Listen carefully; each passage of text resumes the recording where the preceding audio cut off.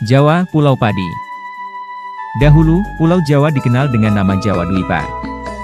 Jawa Dwipa berasal dari bahasa Sanskerta, yang berarti Pulau Padi, dan disebut dalam epik Hindu Ramayana.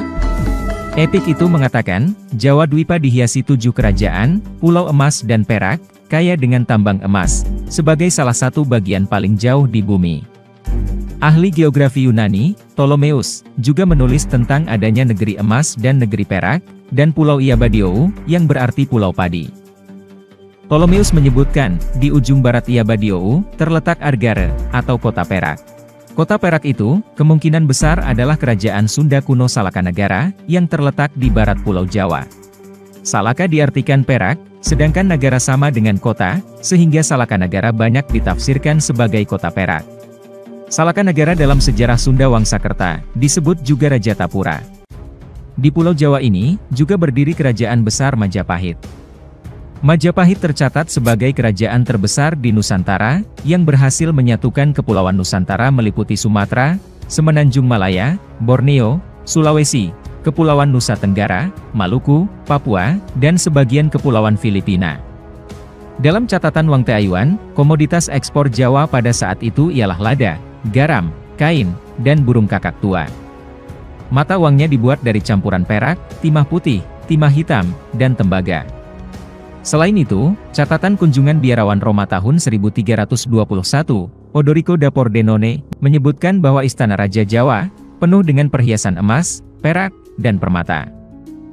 Menurut banyak pakar, pulau tersubur di dunia adalah Pulau Jawa. Hal ini masuk akal, karena Pulau Jawa mempunyai konsentrasi gunung berapi yang sangat tinggi. Banyak gunung berapi aktif di Pulau Jawa. Gunung inilah yang menyebabkan tanah Pulau Jawa sangat subur, dengan kandungan nutrisi yang diperlukan oleh tanaman. Raffles, pengarang buku The History of Java, merasa takjub pada kesuburan alam Jawa yang tiada tandingnya di belahan bumi manapun. Dia menuliskan, apabila seluruh tanah yang ada dimanfaatkan, bisa dipastikan tidak ada wilayah di dunia ini yang bisa menandingi kuantitas, kualitas, dan variasi tanaman yang dihasilkan pulau ini. Mitologi Jawa dan Bali, mempercayai adanya Dewi Sri, atau Dewi Padi. Dipercaya, Dewi Sri mengendalikan bahan makanan di bumi, terutama padi yang menjadi makanan pokok orang Jawa dan Bali. Sampai sekarang, selalu ada syukuran di setiap desa, atas panen yang didapatkan warga desa. Ilustrasi yang mewakili sejarah ini, menggambarkan Pulau Jawa sebagai Dewi Sri yang sedang tersakiti. Luka di dahi, sebagai simbol kerusuhan di Jakarta yang memakan banyak korban, dan menimbulkan luka psikologis. Lalu luka pada alat kelamin wanita, menunjukkan kerusuhan juga terjadi di Surakarta. Sunda Kecil, Kepulauan Wisata. Ptolemeus menyebutkan, ada 3 buah pulau yang dinamai Sunda yang terletak di sebelah timur India.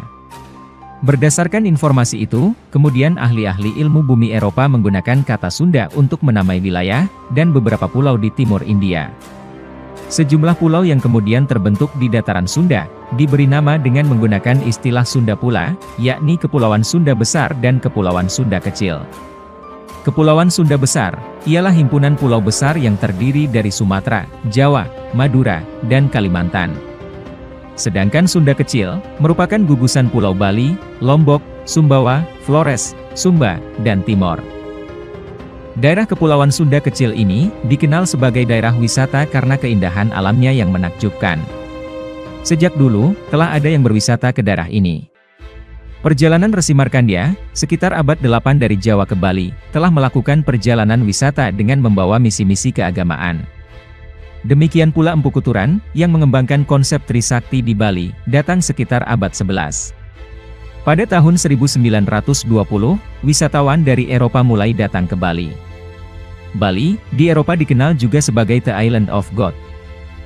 Di tempat lain di Kepulauan Sunda Kecil, tepatnya di daerah Nusa Tenggara Barat, dikenal dari hasil ternaknya berupa kuda, sapi, dan kerbau.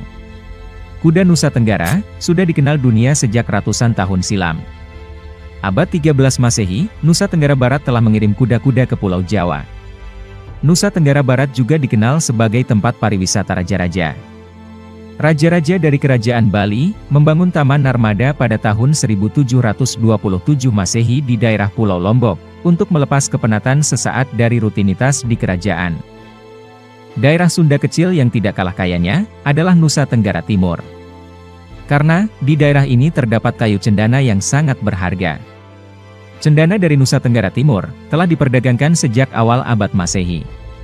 Saat itu, banyak pedagang dari wilayah Indonesia bagian barat dan Cina, berlayar ke berbagai wilayah penghasil cendana di Nusa Tenggara Timur, terutama Pulau Sumba dan Pulau Timor. Konon, Nabi Sulaiman memakai cendana untuk membuat tiang-tiang dalam bait Sulaiman, dan untuk alat musik. Nabi Sulaiman mengimpor kayu ini dari tempat-tempat yang jauh, yang kemungkinan cendana tersebut berasal dari Nusa Tenggara Timur. Karena, di mana lagi beliau mendapatkan kayu cendana?